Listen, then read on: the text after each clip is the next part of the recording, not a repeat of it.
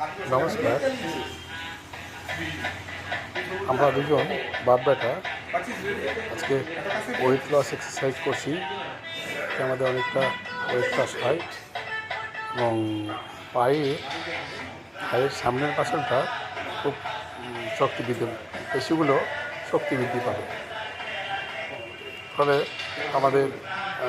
আমরা যদি এই ব্যায়ামগুলো করি আমাদের পা খুব মজবুত হয়ে যাবে।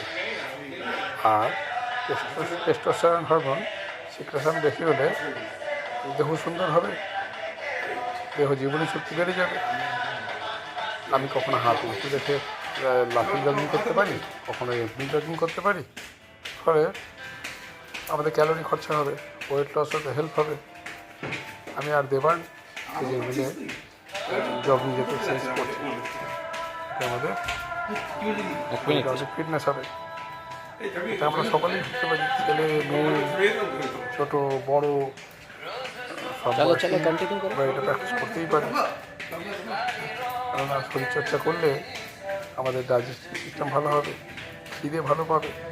আমি চাকরি করলাম বা ব্যবসায়ী করলাম, আমার তো কিছু শারীরিক সায়েন্টিফিক এক্সারসাইজ দরকার। জগিং করলে আমার হার্ট ভালো থাকবে, আমার শরীর সুস্থ থাকবে, বডি ওয়েটটা হালকা থাকবে, একবেলা ওয়েট বেড়ে যাবে না। বডি নিয়মিত প্র্যাকটিস করলে আমি অনেক আনন্দ পাবো, শরীর থাকবে। নমস্কার, রঘুনাথ পাল, আলিশা সাহেব পুকুর, সবাই ভালোবাসবে। 1 মিনিট হয়ে গেছে।